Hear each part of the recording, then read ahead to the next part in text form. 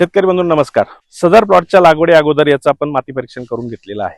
माती परीक्षणामध्ये सेंद्रिय कर्बाची जी मात्रा आहे ती अत्यंत कमी आढळून आली, जी साधारण 0.40% एवढीच होती.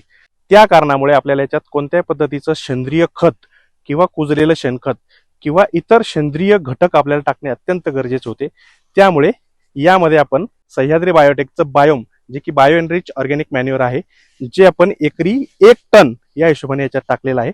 त्याचबरोबर सूक्ष्म अन्नद्रव्यांच्या उपलब्धतेसाठी याच्यामध्ये सह्याद्री बायोटेकचं न्यूट्रीबेस आणि 6 किलो सल्फर WDG 90% या प्रमाणात एकरी आपण डोस दिलेला आहे.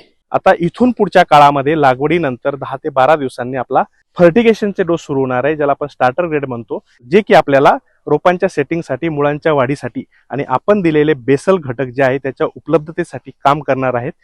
अशा गोष्टी आपण ड्रीप मार्फत फर्टिगेशन पद्धतीने देणार आहोत, ज्याच्यामध्ये ZX100, त्याच्यानंतर 19-19-19 किंवा 11-44-11 ही NPK ची स्टार्टर ग्रेड, आणि ज्या लोकांनी पुनर्लागवडीपूर्वी बीज प्रक्रिया केली नसेल त्यांच्यासाठी एक साधं बुरशीनाशक, त्याच्यामध्ये आपण साफ वगैरे सुद्धा घेऊ शकतो, असं आपल्याला याच्यामध्ये पहिल्या फर्टिगेशनने द्यायचं आहे.